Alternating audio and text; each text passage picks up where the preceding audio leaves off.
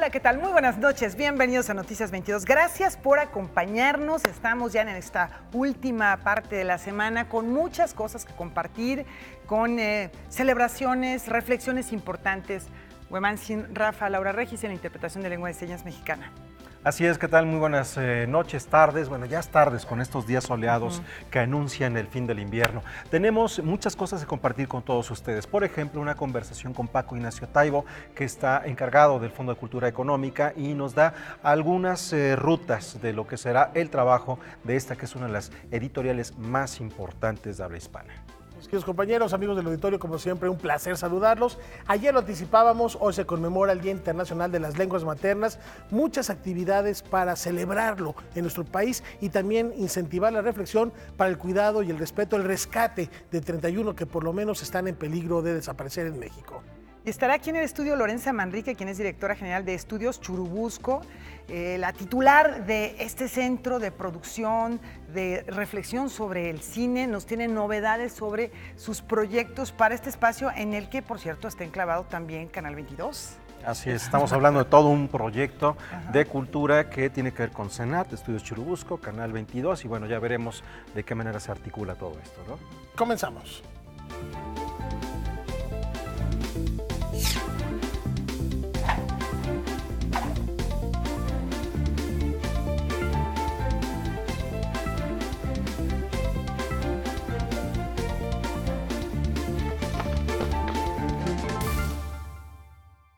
40 ediciones después de su creación por iniciativa de la Facultad de Ingeniería de la UNAM, la Feria Internacional del Libro del Palacio de Minería se ha consolidado como el encuentro literario más importante de la capital y hoy dio su banderazo de inicio.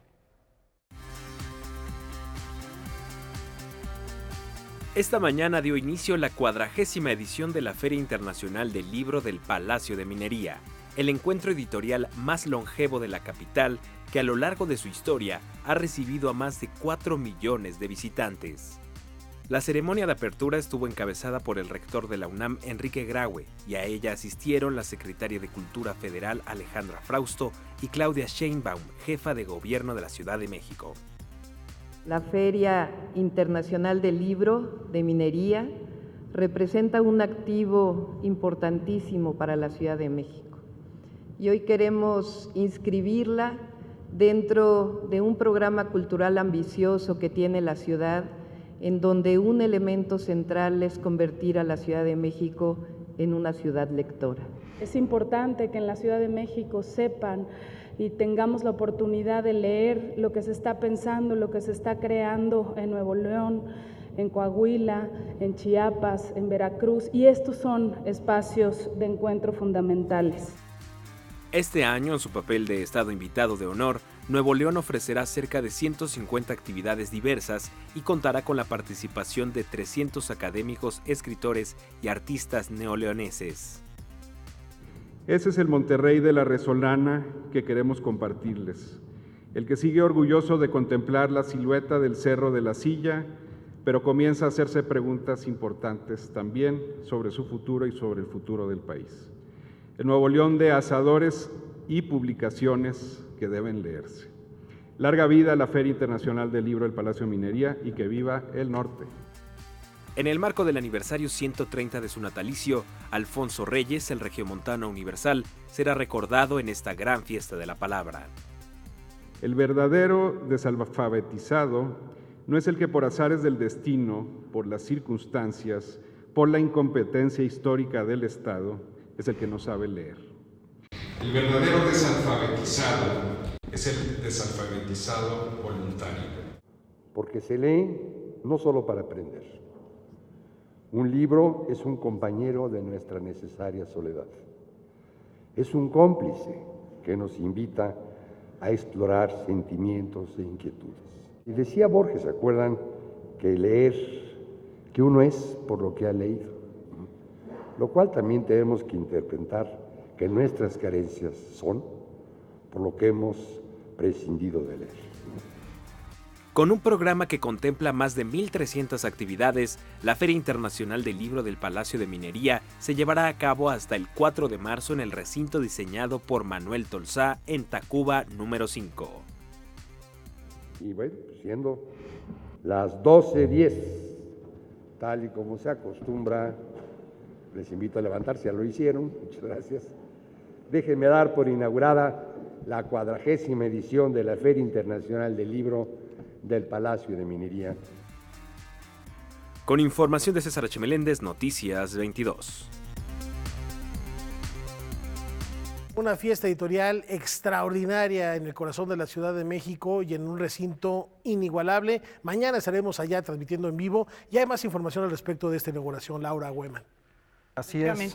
Fíjate, Laura, ayer estábamos hablando de la Red Nacional de Librerías, bueno, mejor dicho, la Red Nacional del Libro, en donde comentábamos que en todo el país existen 600 librerías y 96% de los municipios de México no tienen una librería. Sí, porque a veces cuando hablamos tanto de los promedios, perdemos mucho de vista los regionalismos, las tendencias que hay en ciertas partes de la República, y hay municipios que no tienen ni una sola librería, o porque no son comercialmente interesantes, porque tienen menos número de habitantes. En fin, la distribución de libros es uno de los grandes asuntos que hay que poner ahí la lupa, ¿no? Así es, y por eso también es muy importante revisar la red de bibliotecas que de alguna manera pues intentan solventar todos estos vacíos, hablando de convertirnos en un país de lectores, ¿no?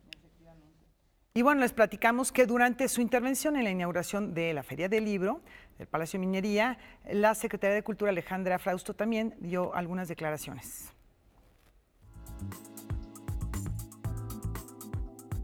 No es un privilegio, no es algo prescindible. La cultura es lo que nos forma, lo que nos hace, y el derecho de acceso a la cultura es fundamental. El libro es un bien cultural y debemos de generar los canales y los espacios para tener acceso al libro.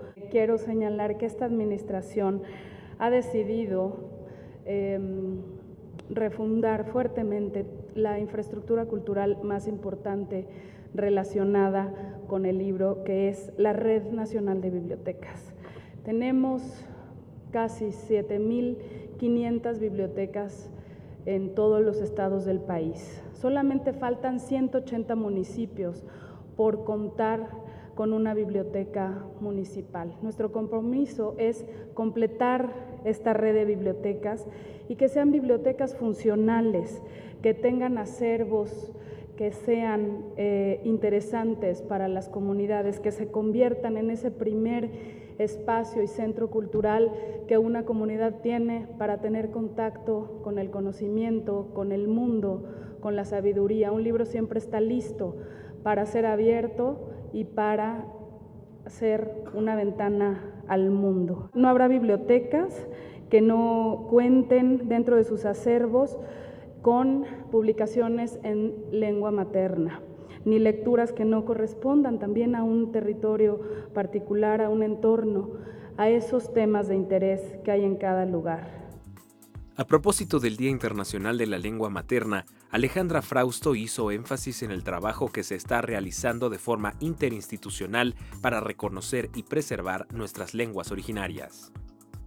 Estos son espacios de fomento para esta diversidad cultural. Para nosotros, en la defensa de este patrimonio cultural, estamos trabajando de la mano del INPI, de la mano de la SEP, con las instituciones de cultura relacionadas con la lengua, culturas populares, INALI, pero no solamente, los medios públicos, con un propósito: dar visibilidad, dar reconocimiento y dar un lugar a la palabra, a las palabras en todas las lenguas, a reconocernos en esa diversidad cultural bajo una premisa: no existe lengua, no hay lengua sin pueblo, por lo tanto, ni un hablante menos. Este año nos comprometemos a lanzar esta política pública permanente, no se trata de festejar solamente un día.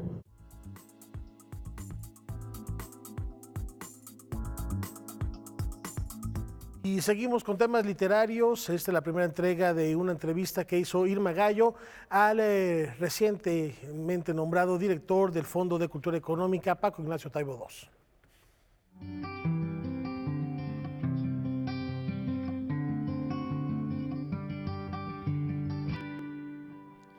Bueno, Paco Ignacio Taibo, además de ser historiador, escritor con muchísimos títulos publicados, novela negra también, es el director del Fondo de Cultura Económica y por eso estamos aquí platicando con él.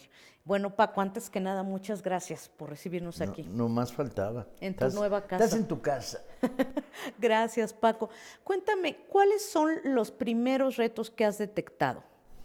Yo creo que teníamos una cantidad de problemas a resolver y que corríamos el riesgo de que la vieja estructura del fondo nos paralizara. El fondo era una maquinaria vieja en muchos sentidos, una editorial con un maravilloso catálogo detrás de ella, sí. Excelente, un montón de libros apasionantes, de los cuales se habían perdido los derechos más de 3/4 partes. Y de repente me encontré con que entre Educal, el fondo y la dirección de publicaciones teníamos más de 8 millones de libros en bodega. Pensar en la maraña me provoca estornudos, pensar en el viejo fondo me da alergia. Los trabajos unitarios entre Educal, publicaciones y fondo, que estamos procesando e integrarlas en una sola empresa, planteaban una dinámica mucho más fuerte. Entonces empezamos a movernos en varios sentidos. Por un lado, un plan de choque, de participación en ferias, participación en comunidades donde no llegaba el libro, con regalos de libros, presentaciones, activar los microbuses, los minibuses, librerías de Educal que estaban prácticamente desactivados y combinándolo con las campañas de fomento a la lectura que se podían hacer desde la Dirección de Publicaciones. Hay 2.400 salas de lectura registradas en este país, vaya a saber cuántos miles más no registradas, a las que le regalamos libros para fomentar la lectura en comunidades. Y eso lo mezclamos con la política del fondo y empezamos a hacer un plan de choque de 40 actividades en los próximos 4 meses o 3 meses.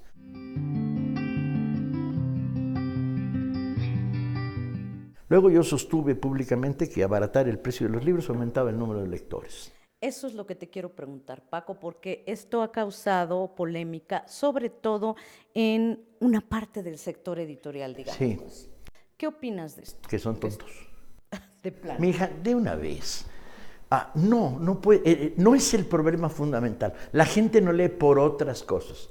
Y los miras y le dices, ¿tú qué sabes? ¿Cuándo has estado, como yo he estado, en una librería a mitad de la calle viendo un chavito del CCH rascarse la bolsa para juntar 40 pesos? Claro.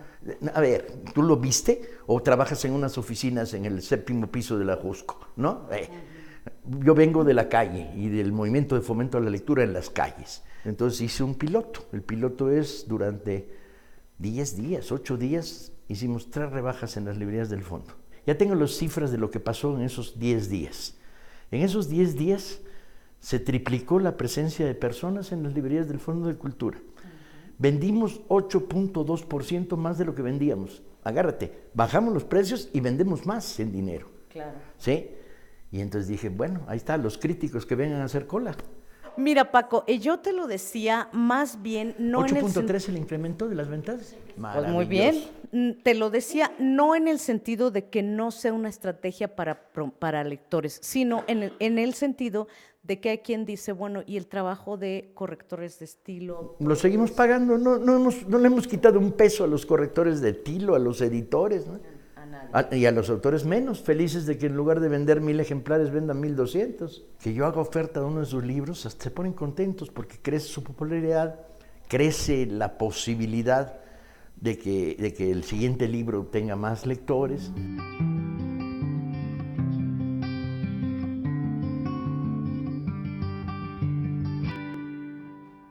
Bueno, ahí tienen ustedes diferentes elementos que tienen que ver con el Fondo de Cultura Económica, Rafael, amigos, que hemos estado siguiendo. Y una cosa importante que compartíamos con ustedes en la conversación, o mejor dicho, en la conferencia de prensa, la convocatoria que hizo la CANIEM, la Cámara Nacional de la Industria del Libro en México, a propósito de poner en la mesa de debate el libro. Decía ayer de manera particular el presidente que pues se celebraba que ahora todo el mundo hable del libro y ahora todo el mundo esté preocupado del libro. Esperemos que esto tenga un impacto en las siguientes políticas que nos toque ver en torno a este libro. Hay que comprarlos, pero también, sobre todo, leerlos, porque para eso están ahí. Vamos a una brevísima pausa. Al regresar, y hasta aquí la flamante directora de los Estudios Churubusco. Volvemos.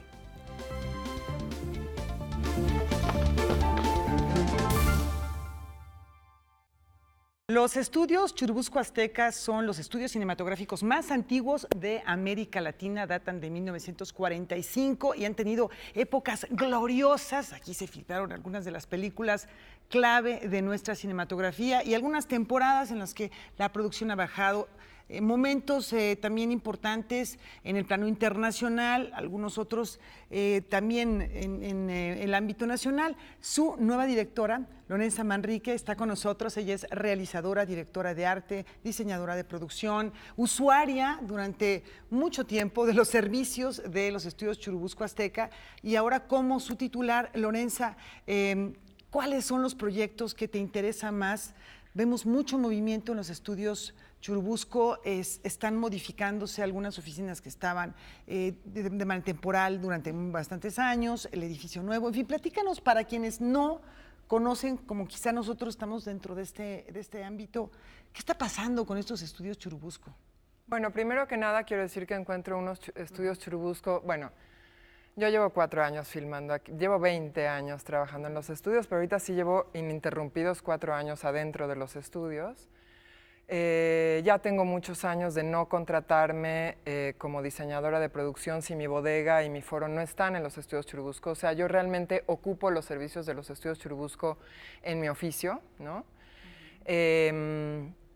Porque me parece que ofrecen un servicio muy profesional y muy por encima de la mayoría de las cosas que tenemos en la ciudad, aunque tenemos cosas increíbles también en la ciudad. Aquí se concentran prácticamente todos, ¿no? Pero sí decir que tengo un cariño muy especial a los estudios. Los estudios han sido mi casa de trabajo, mi lugar donde me he desarrollado y donde he entendido que el cine, toda la parte industrial del cine, ¿no? Yo me dedico como a un cine mucho más industrial, etcétera, entonces, aunque también hago cine independiente, pero como toda esta parte muy industrial del cine. De hecho, yo doy clases de diseño de producción y mi última clase en general es en Estudios Churubusco y he tenido la suerte de que mis colegas anteriores pues me han dado permiso de poder dar una clase en los estudios y de poder invitar a los estudiantes y enseñarles cómo habemos muchos realizadores, y hay muchos realizadores, empezando por Hitchcock, que han desarrollado un cine de arte dentro de los estudios, ¿no? ¿Sigue siendo la meca de la producción cinematográfica? Definitivamente. No solamente de México, sino, digamos,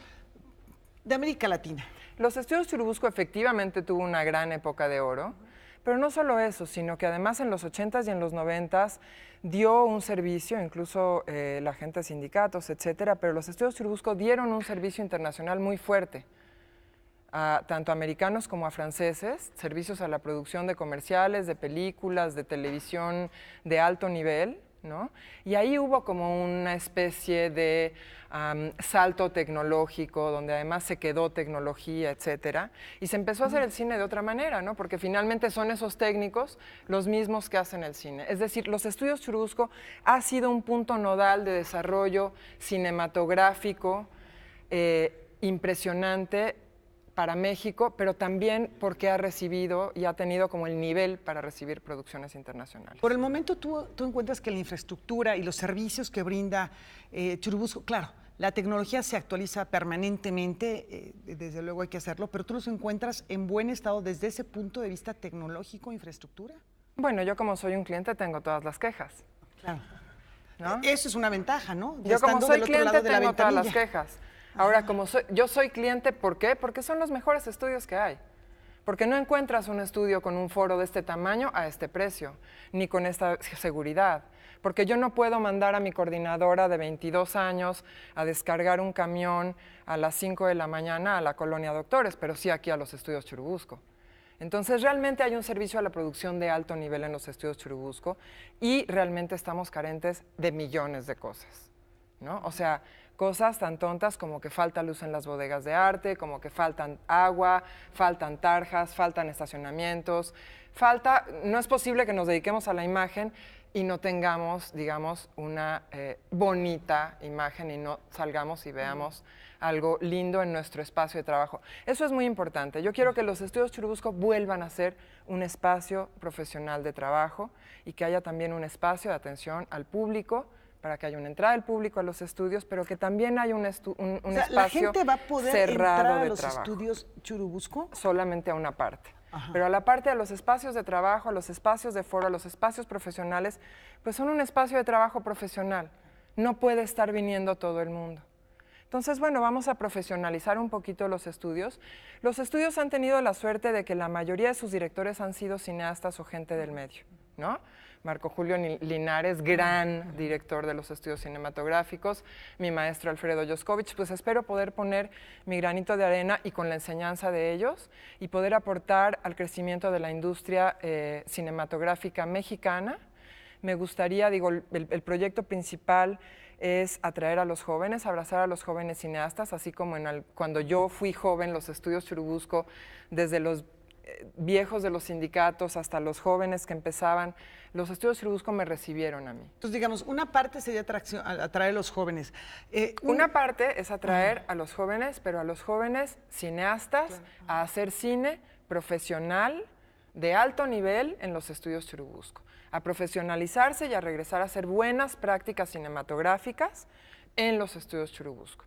Ahora, o sea, los estudios se van a constituir de nuevo como ese cuartel del cine para de aquí poder salir con buenas prácticas cinematográficas y poder, digamos, permear de todo este conocimiento que existe aquí, ¿no? Con buenas prácticas. Ahora, no nos podemos quedar aquí. ¿Por qué? Porque hay productos audiovisuales a lo largo y ancho del país. Es que eso te quería preguntar. La descentralización es uno de los proyectos del gobierno de manera federal, ¿no? Y especialmente de los estudios Churubusco. La idea es poder tener centros de producción y postproducción,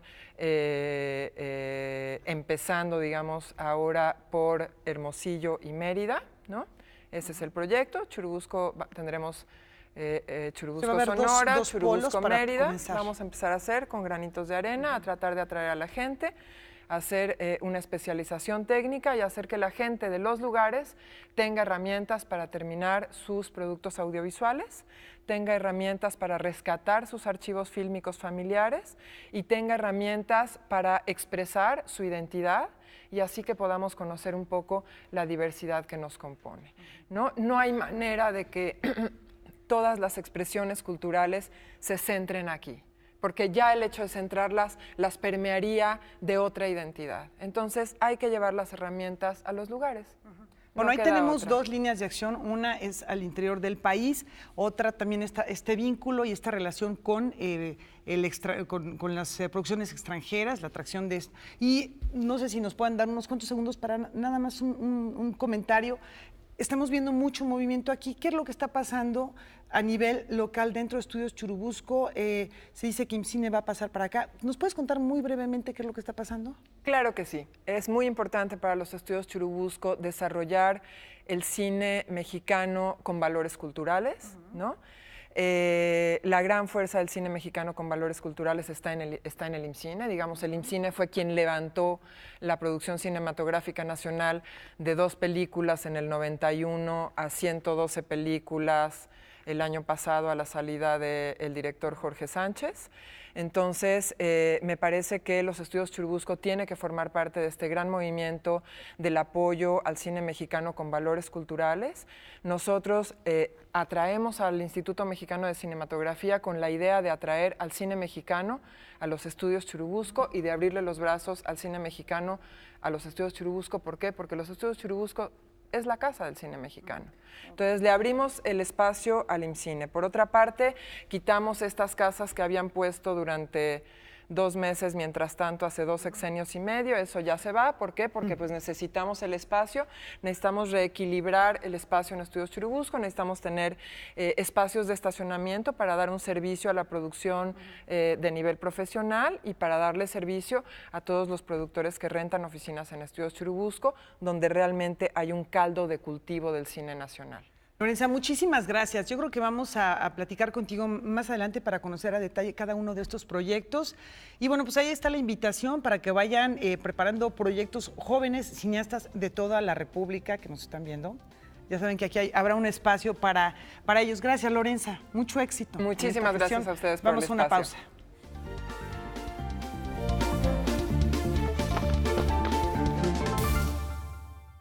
Continuamos en Noticias 22 y como les habíamos anunciado al inicio de esta emisión, hoy tendremos notas, información, entrevista que tiene que ver con el Día de la Lengua Materna. Desde el año 2002 el mundo conmemora el Día Internacional de la Lengua Materna cada 21 de febrero. Y a propósito de esto compartimos algunas cifras para dimensionar el riesgo que corren cerca de la mitad de 7,000 lenguas que se hablan en el mundo.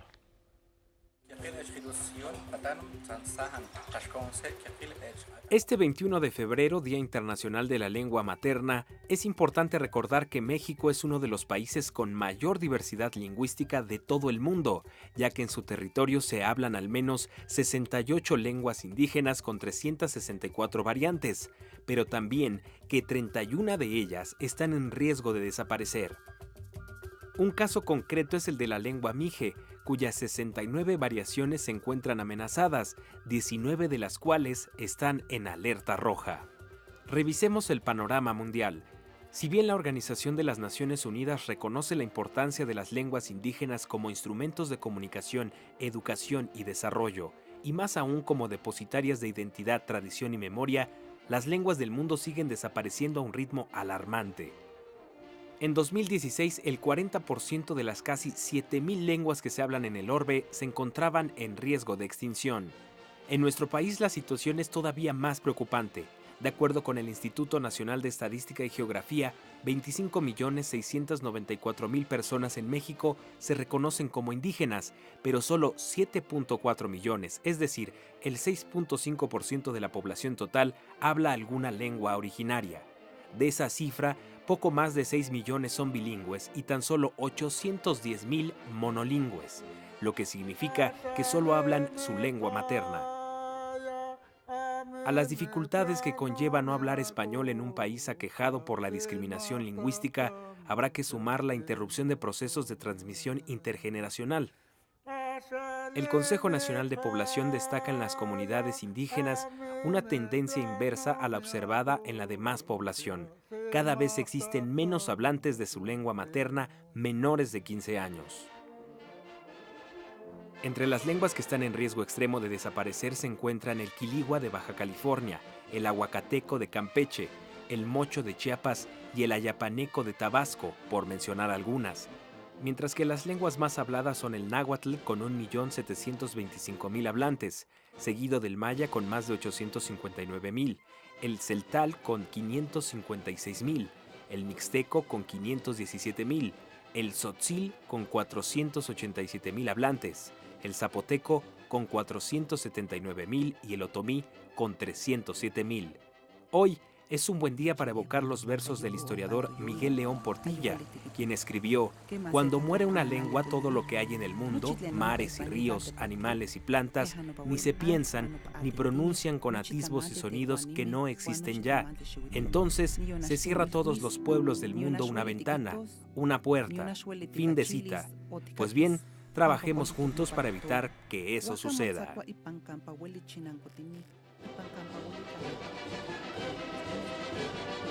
Ahora echamos un vistazo a cómo tuvo eco esta conmemoración en la capital de la República.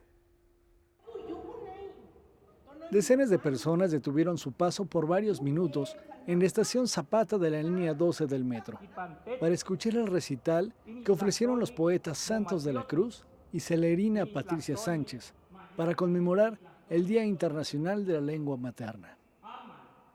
Es como un encontronazo, ¿no? De repente vas caminando y chocas con ese sonido que a lo mejor nunca has escuchado. Es como abrir otras puertas, es como abrir otros mundos y eso es importantísimo.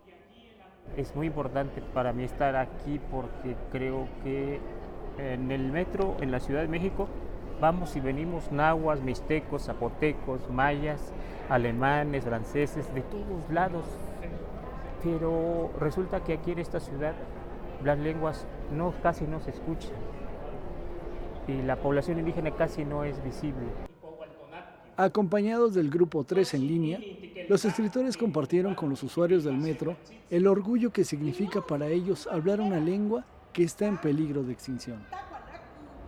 Es algo nuevo para ti, para mí, venir aquí al metro a compartir la poesía que en algún momento escribí, que pensé pues que no valía mucho, pero que ahora me inviten por lo menos con algunos poemas, pues es valorar el trabajo, valorar la lengua.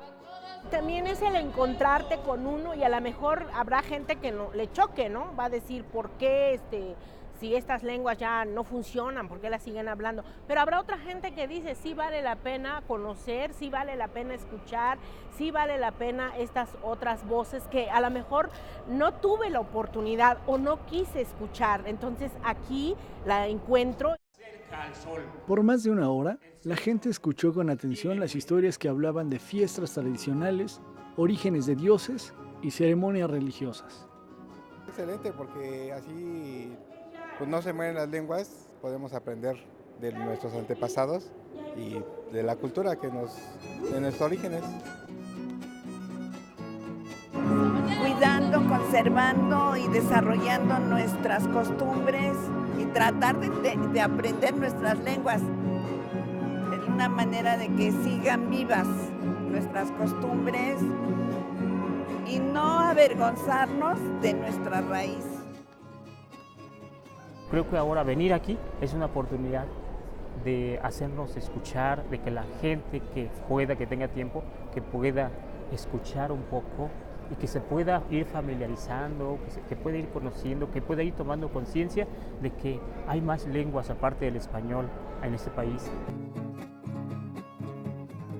Noticias 22, Óscar Cortés. Y bueno, así se celebró en esta parte de nuestro país el multilingüismo en el Metro Insurgentes.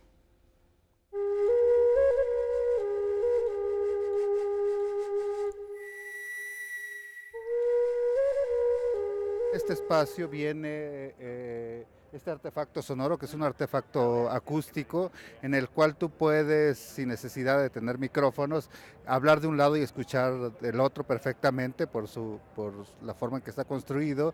Y a lo largo del día vamos a tener recitales de poesía. La gente se va a poder sentar en medio de este artefacto, que para eso está construido, y van a escuchar las distintas lenguas que se hablan en esta ciudad. En su constitución reconoce el carácter multicultural y plurilingüístico de esta gran urbe, y por lo tanto hay derechos, tanto derechos culturales, pero también derechos lingüísticos y de manera más general derechos colectivos de las comunidades indígenas. Entonces, este es un pequeño ejercicio, un ejercicio lúdico.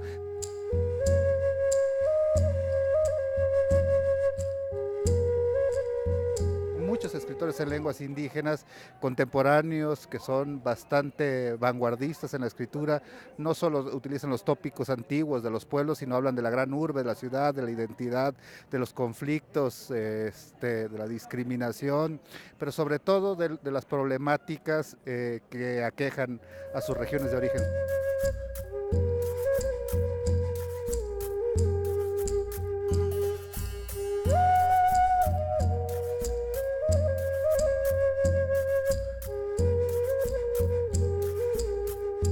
La idea es que la gente se sensibilice, pero sobre todo que reconozca que vivimos en una ciudad pluriétnica, plurilingüística, y que eso que en lo cotidiano les hace ruido y no saben qué es, sepan que son las distintas lenguas, las 57 lenguas que se hablan diariamente en esta ciudad.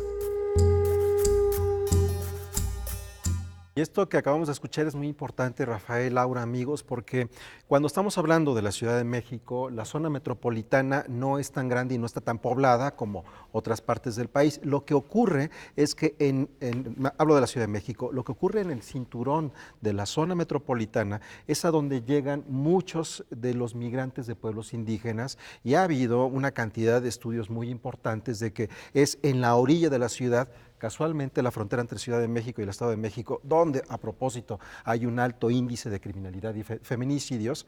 En esa región es donde también hay una mayor diversidad por número de personas de hablantes de lenguas indígenas en todo el país. Un sincretismo muy interesante que también se ve reflejado en el desarrollo y la transformación de estas lenguas que tienen de repente muchas variantes, y por eso nos preguntamos cuáles deben ser las estrategias para atender esas necesidades lingüísticas de los pueblos originarios. Bueno, el panorama es muy complejo, muy difícil. Es un panorama de amenaza que se cierne sobre todas las lenguas mexicanas. Oficialmente tenemos 68 agrupaciones lingüísticas de acuerdo con el INALI, pero en realidad hay más lenguas. Desde luego todas estas lenguas están amenazadas en distintos grados de desaparición. Las razones son múltiples, desde luego la herencia colonial, ¿verdad?, que está asociada a la discriminación, al racismo, a la exclusión, ¿verdad?, a la explotación, a la desigualdad. Es decir, las lenguas son un reflejo fehaciente de la sociedad. Junto con hacer un diagnóstico riguroso, profundo, bien formado e informado de nuestra compleja realidad multilingüe mexicana, también hay que ser propositivos con base, y para eso nos sirve la investigación, la buena investigación.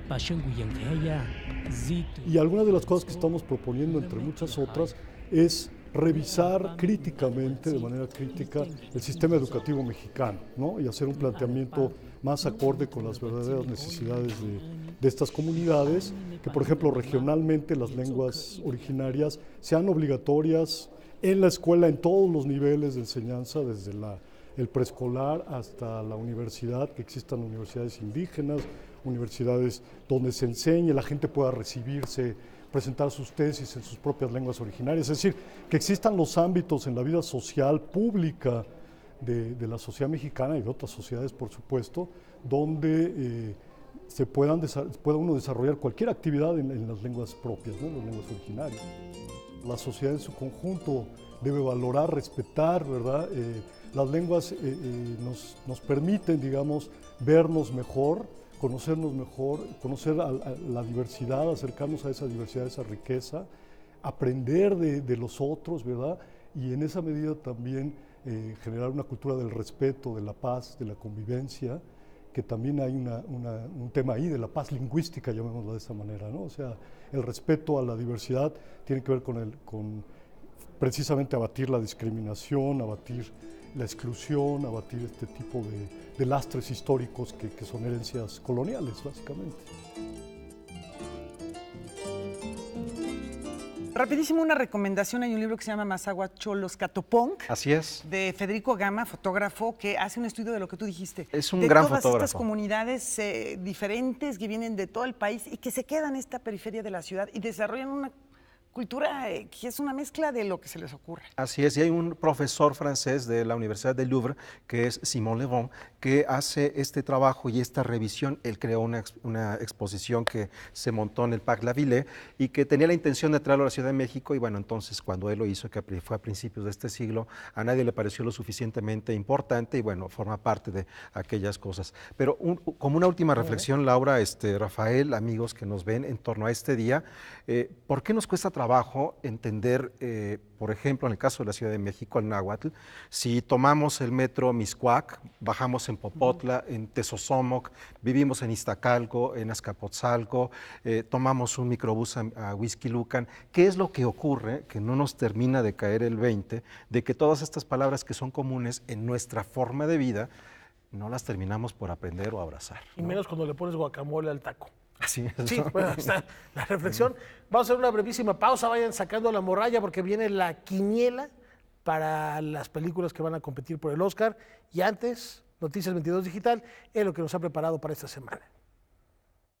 Esta semana Noticias 22 Digital tiene para ti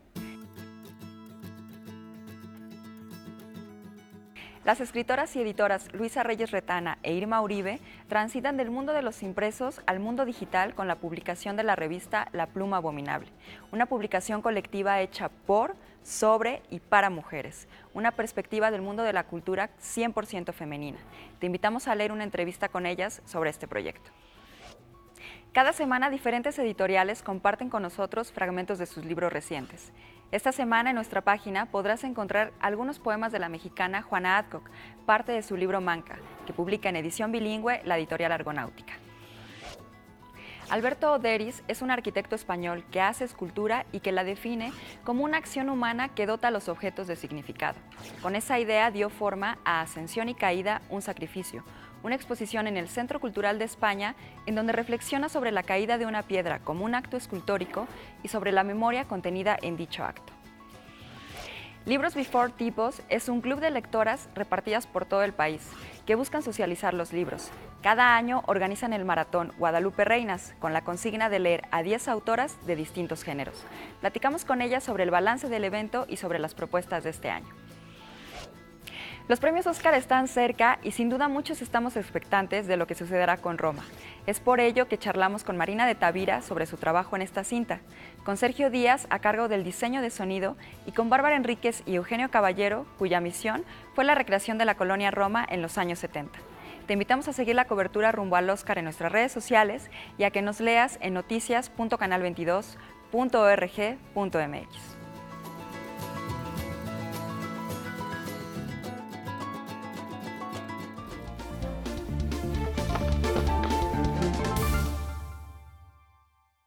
Bueno, les hemos venido presentando un recorrido por el Centro Cultural Siragüen. Esta es la última entrega que nos preparó al respecto Salvador Perches. El Foro Cultural Siragüen abre sus puertas a talentos artísticos emergentes, actores, escritores, músicos, emprendedores, jóvenes que tienen un gran dinamismo, creatividad, una gran capacidad de innovación, pero sobre todo, pasión por lo que hacen y un gran compromiso por generar obras y productos de calidad. La mayoría de los foros que hay cerca acá al foro no eran versátiles, se dedicaban exclusivamente o a talleres, o a música, o a teatro. Y nosotros nos abrimos a esa posibilidad plural. Y otra cosa que detectamos era de que la mayoría de las personas no tenían confianza a que el arte y la cultura era un medio o una posibilidad de desarrollo de tantas facultades que tenemos como seres humanos, y sobre todo la humanitaria. Artistas que buscan una oportunidad para compartir con otros su talento han encontrado espacio en el foro, como es el caso de la Sociedad de Periodistas Muertos y Teatro Ensamble, un par de agrupaciones que han llevado a escena a dramaturgos nacionales y extranjeros. De lo que se trata es de que la gente común y corriente intervenga en el teatro, no como profesional, sino utilice las herramientas del teatro para su vida diaria.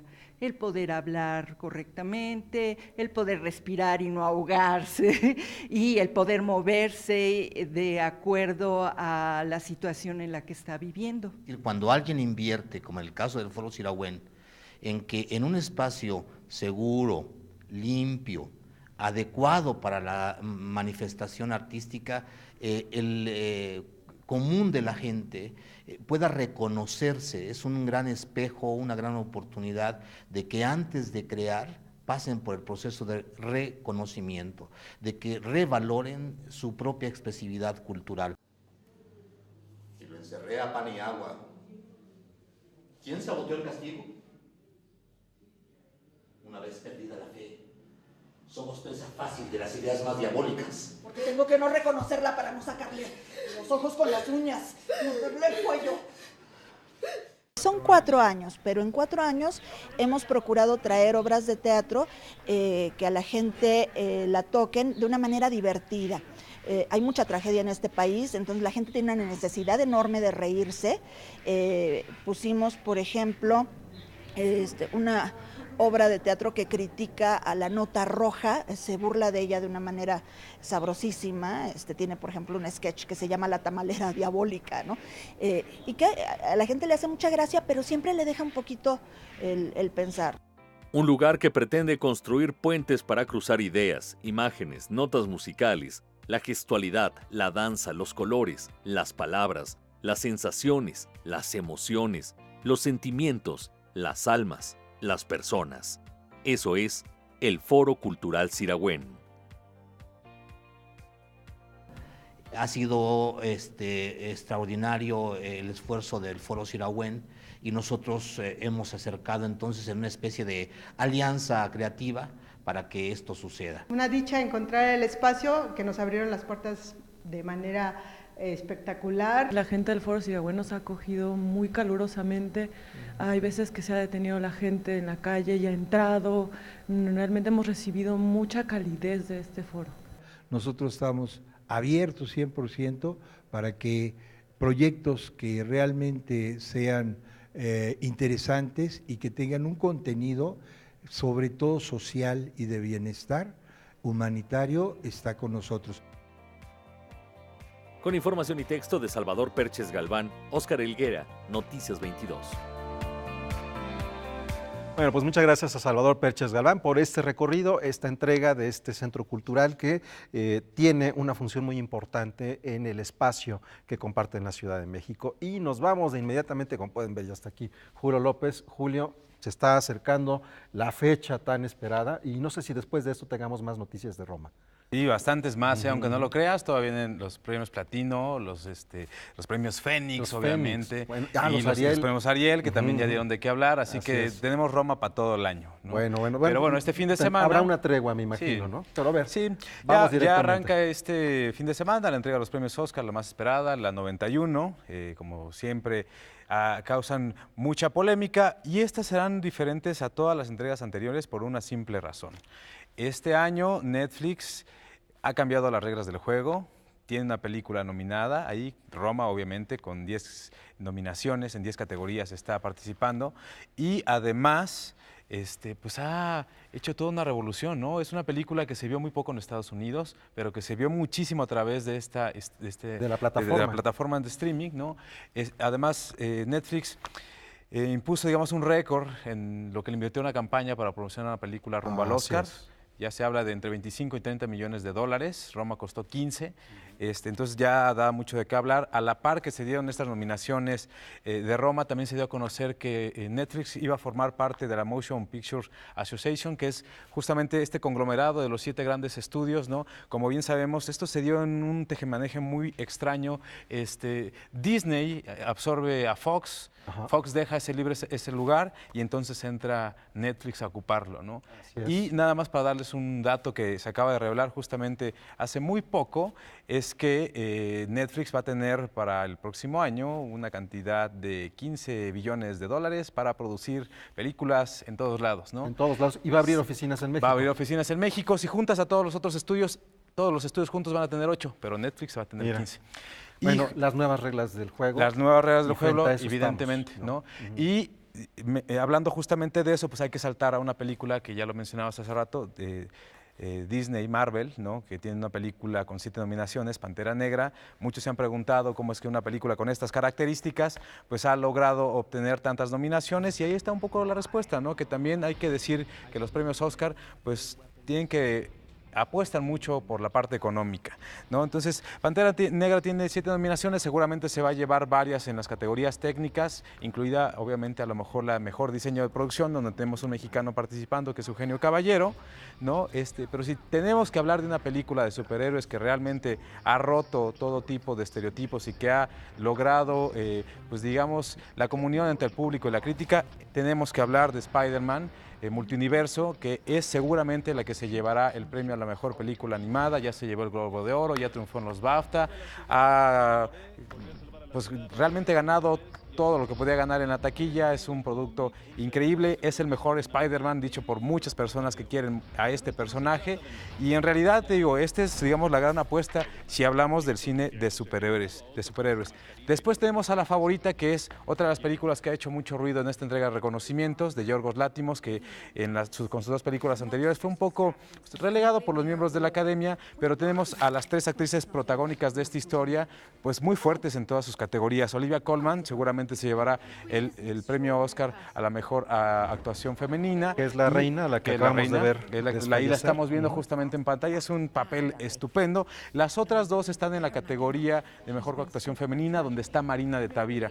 Digo, lamentablemente para Marina de Tavira le tocó realmente participar con pesos pesados, ¿no? Nombres que ya están muy consolidados en Hollywood, pero las protagonistas de esta historia son las que realmente figuran para llevarse esta estatuilla. La primera es Emma Stone, que ya la hemos visto visto en participar en películas como La La Land, que hace un par de años también se lleva todos los reconocimientos, y Rachel Weisz, que es la favorita para que se lleve esta estatuilla. No sé si suceda, pero por ahí podrían entregarles a ambas, ¿no? En una especie como de empate. Después sigue otra película que también ha dado bastante de qué hablar, que se llama Vice, ¿no? Ahí tenemos a sus dos actores protagónicos peleando duramente por estas dos categorías, ¿no? Ahí tenemos a Sam Rockwell, ¿no? Y también tenemos a Christian Bale, que ya se ha llevado varios reconocimientos, que su papel ha sido pues elogiado por muchísimas personas. Como siempre, la transformación física es muy importante, ha sido bastante reconocida en todos lados y es, digamos, es el tipo de cosas el favorito. Que le suele gustar a Hollywood, sí, a los Oscars. Sí, ¿no? digamos, por ahí se lo podrían dar a Rami Malek por Bohemian Rhapsody, pero pues dudosamente se lo llevará. Después hay que brincar a una película que de verdad que es una de mis favoritas de este año 2019, es Guerra Fría de Pavel Pawlikowski, que tiene pocas nominaciones, ¿no? Entre ellas la de Mejor Director, que ahí sí Cuarón está más que firme con ese premio Oscar. Pero bueno, Pavel Pawlikowski también nos entrega una película que está basada en sus memorias, en la historia de sus padres, en blanco y negro, en formato recortado, con la música muy importante, con una historia de amor entre dos seres que se aman profundamente, pero pues están negados, ¿no? De por vida, y es una historia bien interesante. Si hay una película que le va a quitar a Roma el premio a la mejor película de habla no inglesa, entonces es esta. Debe ser Guerra Fría por encima de Un asunto de familia, que es la japonesa, que se estrenó la semana pasada, ¿no? Y realmente este es un trabajo excepcional, ¿no? La fotografía es espléndida. Ahí también es donde te das cuenta que pues las campañas publicitarias que hay detrás de las películas terminan siendo determinantes para el éxito, ¿no? De una película. Vamos a saltar a la siguiente, que es Green Book, ¿no? Y esta, digamos que podría ser la que dé la gran sorpresa y se convierta en la cinta con el premio a la mejor película, ¿no? Ahí tenemos a Viggo Mortensen, que también está compitiendo en la categoría de mejor actor, ¿no? Y la verdad es que es una historia que te entretiene, te la pasas a bomba, ¿no? Es una de esas películas muy divertida. Sí, divertida, pero que digamos que la parte crítica, pues ahí termina siendo muy superficial, ¿no? Yo la verdad es que ya la vi 2 veces, la volvería a ver, me la paso muy bien, pero como película, como mensaje, como muchas otras cosas, pues sí queda de ver un poquito, ¿no? Digamos, es una película políticamente correcta, de esas que mantienen feliz a la academia, ¿no? Y después de que hemos hablado de todo esto, pues llega Roma, ¿no? Y la verdad es que Roma llega sin demasiada competencia, ¿no? Ha sido avasallador el camino de Roma después de estar en el Festival Internacional de Cine de Venecia, de que no pudiera competir en el Festival Internacional de Cine de Cannes. Este fin de semana tenemos justo a propósito de Roma un programa especial sobre el camino que ha recorrido para llegar hasta los premios Oscar, ¿no? Donde desmenuzamos justamente todo lo que ha sucedido. Tuvimos la oportunidad de platicar con algunos de sus protagonistas, digamos, para una muestra, ¿no? Sergio Díaz, que es el que hace el diseño sonoro, ¿no? Pues generó 200 terabytes de sonidos para esta película, ¿no? Es impresionante, 200 terabytes son 20,000 gigas. Así ¿no? es, imagínense todo eso lleno de sonidos para seleccionar algunos y generar esa pista sonora que, yo insisto, es una pieza sonora por sí sola. Sí, yo creo que Roma tiene todas las posibilidades de llevarse el premio a la mejor película. Ya estoy casi seguro que sucederá así. Ya lo había dicho hace rato. Alfonso Cuarón se va a llevar el premio al mejor director. Yalitza y Marina no ganarán. Eugenio Caballero tiene muchas posibilidades todavía de llevarse un premio Oscar. Sergio acaba de triunfar el fin de semana pasado en el sindicato de sonistas, así que tiene todas las oportunidades. Yo creo que se va a llevar entre 4 y 5 galardones Roma en esta edición de los premios Oscar, pero no sé cómo ven ustedes esta quiniela. Ahí está la apuesta, ¿no? Yo creo que Guerra Fría, y coincido contigo, me parece que Green Book puede ser el caballo negro por el tipo de historia y porque, como dices, a la academia le gustan las películas que meten el pie al agua, pero no se meten todo el cuerpo, ¿no? Pues sí, Nace una estrella, va a tener allí el premio a la mejor canción nada más. Así es. Bueno, y Julio, rapidísimo, ya nos tenemos que despedir, pero hay un programa Marquesina 22 rumbo al Oscar. No se lo pierdan, Canal 22, viernes 22 de febrero a las 22:15 horas, a las 10 de la noche con 15 minutos. Está muy entretenido, véanlo. Nos vemos mañana. Adiós. Hasta luego. Adiós, gracias, Julio.